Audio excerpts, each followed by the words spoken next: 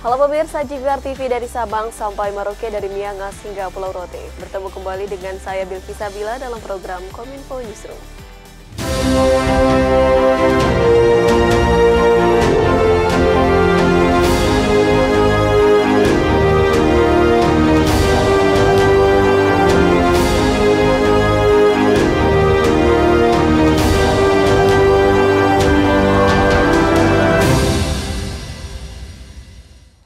Pemirsa, inilah Kominfo Newsroom selengkapnya. Presiden Joko Widodo usai rapat terbatas menyampaikan Indonesia sangat marah terhadap situasi konflik Hamas-Israel dan akan segera mengirimkan bantuan kemanusiaan untuk rakyat Palestina. Selain itu, sebagai langkah diplomasi dalam mendukung penyelesaian yang adil, hari ini anggota DPR mengenakan syal Palestina saat sidang paripurna DPR Republik Indonesia.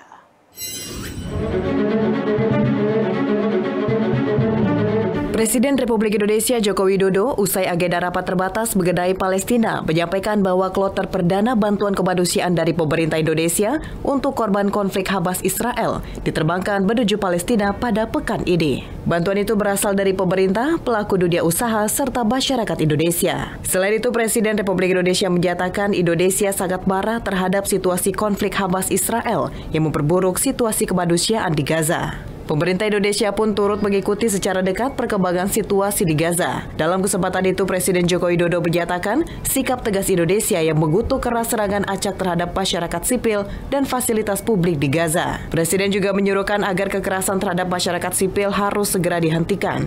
Presiden Republik Indonesia juga mendorong akselerasi bantuan kemanusiaan dari Indonesia bagi para korban. Selain itu, komunikasi dengan banyak pihak juga perlu diperkuat untuk mengupayakan penyelesaian masalah tersebut. Indonesia sangat marah terhadap memburuknya situasi di Gaza, terutama situasi kemanusiaan. Kita terus ikuti secara dekat perkembangan di Gaza, dan posisi Indonesia sangat jelas dan tegas, mengutuk keras serangan acak terhadap masyarakat sipil dan fasilitas sipil di Gaza.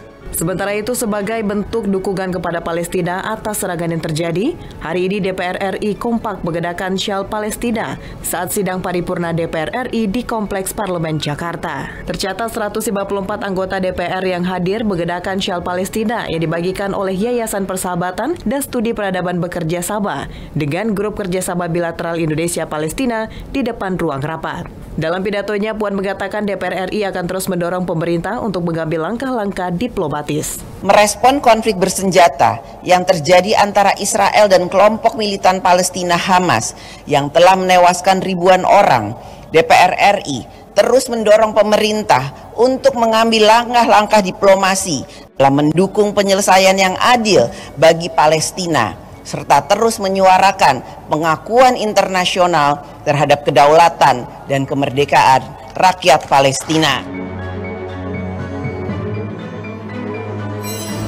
Dalam rangkaian kunjungan kerja ke Provinsi Bali hari ini, Presiden Joko Widodo membuka World Hydropower Congress 2023. Kongres Tenaga Air Dunia 2023 bertujuan guna membantu memastikan ketahanan energi dan mencapai emisi nol bersih global. Presiden Republik Indonesia Joko Widodo membuka secara resmi World Hydropower Congress atau Kongres Tenaga Air Dunia 2023 di Bali Nusa Dua Convention Center. Dalam sambutannya, Presiden mengingatkan bahwa kini bumi sedang tidak baik-baik saja. Menurut PBB, kenaikan suhu bumi kini telah mencapai 1,5 derajat Celcius, sehingga diprediksi mengakibatkan 210 juta orang mengalami kekurangan air. PBB pun menyebut situasi saat ini bukan lagi global warming, tetapi global boiling. Ancaman nyata lainnya yaitu 14% populasi akan terpapar gelombang panas dan 210 juta rumah akan terendam banjir pesisir. Selain itu, 600 juta orang akan mengalami malnutrisi akibat gagal panen. Untuk itu, Indonesia berkomitmen mempercepat transisi energi melalui penambahan energi baru terbarukan dalam skala besar, mengingat Indonesia kaya akan potensi energi hijau. Dan berdasarkan hitungan diperkirakan mencapai 3.600 gigawatt baik dari matahari, angin, panas bumi, arus laut, bioenergi, ombak, dan juga dari hydropower. Terkait dengan hydropower, Presiden mengatakan bahwa Indonesia menghadapi tantangan, salah satunya lokasi sumber hydropower yang posisinya jauh dari pusat kebutuhan listrik. sehingga pemerintah Indonesia membuat blueprint transmisi yang menyambungkan listrik dari lokasi hydropower ke pusat pertumbuhan ekonomi dan industri, sehingga nilai kemanfaatannya menjadi lebih tinggi. Tantangan lainnya adalah pendanaan dan alih teknologi. Pendanaan dan alih teknologi, di mana ini membutuhkan investasi yang tidak sedikit dan membutuhkan kolaborasi dengan seluruh kekuatan ekosistem hydro di dunia. Di mana saya berharap World Hydropower Congress ini dapat menjadi forum kolaborasi yang menghasilkan rekomendasi kebijakan dan meningkatkan investasi untuk pemanfaatan energi air bagi ekonomi hijau yang berkelanjutan. Kongres Tenaga Air Dunia 2023 diselenggarakan untuk membahas upaya promosi energi terbarukan dan pembangunan industri masa depan melalui pembangkit listrik tenaga air, penanganan isu lingkungan dan sosial, serta pembangunan ketahanan iklim untuk mengatasi kekeringan dan juga banjir. Informasi lainnya pemirsa, Badan Pusat Statistik menyosialisasikan peraturan BPS nomor 4 tahun 2023 tentang penyampaian dan pengelolaan data dan atau informasi perdagangan melalui sistem elektronik PMSE. PLT Kepala BPS berharap dengan kehadiran peraturan tersebut dapat menjadi alat pemersatu BPS dengan berbagai instansi demi kemajuan perdagangan melalui sistem elektronik di tanah air.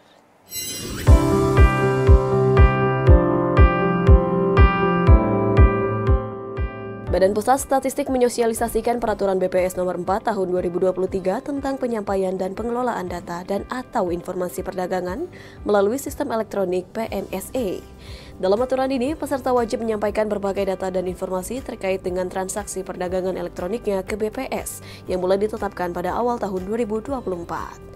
PLT Kepala BPS Amalia Adininggar dalam pembukaan acara tersebut menyampaikan, BPS telah menyiapkan infrastruktur penyampaian data secara elektronik dengan fleksibilitas atau dengan memanfaatkan moda yang bisa diakses melalui platform Indonesia Data Hub atau melalui indah.bps.go.id/PMSE.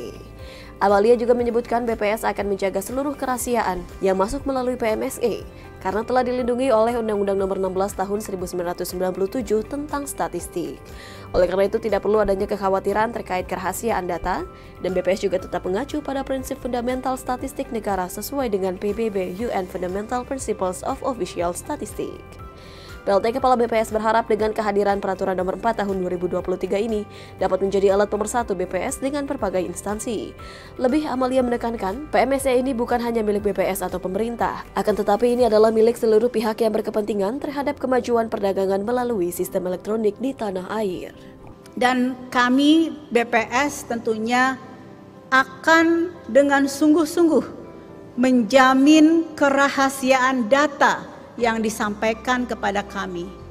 Oleh sebab itu, Bapak Ibu tidak perlu khawatir karena kerahasiaan data ini dilindungi oleh Undang-Undang Nomor 16 Tahun 1997 tentang statistik, dan juga kami selalu mengacu pada prinsip-prinsip fundamental statistik resmi negara sesuai panduan PBB atau yang dikenal dengan nama UN Fundamental Principle of Official Statistics. Jadi kerahasiaan data itu memang selalu kita jaga dari hulu sampai hilir, dan kami jamin kalau ini adalah dilindungi oleh undang-undang dan selalu kami jaga di setiap lini. Kementerian Komunikasi dan Informatika menggelar kegiatan Girls in ICT Day Indonesia 2023 yang bertujuan untuk menjembatani kesenjangan digital antar gender. Dalam forum tersebut, Sekjen Kemenkominfo Mira Taiba mengajak kaum perempuan Indonesia untuk dapat terus meningkatkan literasi digital melalui berbagai program yang ditawarkan, salah satunya Gerakan Nasional Literasi Digital. Kementerian Komunikasi dan Informatika mengajak perempuan Indonesia untuk terus meningkatkan literasi digital melalui berbagai program yang ditawarkan Kominfo untuk dapat mengurangi kesenjangan digital dan mampu berinteraksi di segala lini kehidupan, termasuk bagi kaum perempuan. Sekretaris Jenderal Kementerian Komunikasi dan Informatika Mira Taiba dalam forum Girls in ICT Day Indonesia 2023 mengungkapkan hal tersebut mengacu pada penggunaan ekosistem digital baik di tingkat dunia maupun Indonesia yang masih didominasi oleh kaum laki-laki dibanding perempuan. Mengutip data International Telecommunication Union tahun 2022, Sekjen MIRA menunjukkan bahwa sebagian besar dari 2,7 miliar penduduk dunia yang belum memiliki akses internet berasal dari kalangan perempuan dan pengguna internet aktif di dunia proporsi laki-laki sebanyak 62%, sedangkan perempuan di angka 57%. Selain itu di dunia sains, teknologi, engineering, dan matematika saat ini juga masih didominasi oleh laki-laki. Proporsi perempuan dalam pekerjaan yang berkaitan dengan teknologi seperti pemrograman, analis sistem, pengembangan perangkat lunak, dan lainnya baru mencapai 17%. Oleh karena itu, Kementerian Kominfo berupaya mengikis kesenjangan digital di kalangan perempuan dengan memberikan kesempatan untuk mewujudkan mimpi, harapan, dan manfaat bagi masyarakat. Dengan akses internet dan keterampilan menggunakan teknologi digital yang mumpuni, perempuan dapat memperluas peluang untuk memulai bisnis dengan pasar yang besar, mendapatkan pekerjaan yang lebih baik, mengejar pendidikan, mendapatkan layanan kesehatan dan keuangan, bertukar informasi, dan berpartisipasi lebih aktif dalam kehidupan bermasyarakat maupun keluarga. Sebagai perempuan di era digital, saya mengajak adik-adik serta hadirin sekalian untuk terus melangkah bergandengan tangan bersama untuk mewujudkan transformasi digital yang inklusif, memberdayakan, dan berkelanjutan. Kegiatan Girls in ICT Day merupakan program tahunan dari ITU yang diselenggarakan setiap negara anggota, salah satunya di Indonesia. Pada tahun 2023, Girls in ICT Day mengusung tema Digital Skills and Literacy for Life. Pemirsa, usai jeda kami akan kembali dengan informasi lainnya. Tetaplah bersama kami dalam Kominfo Newsroom.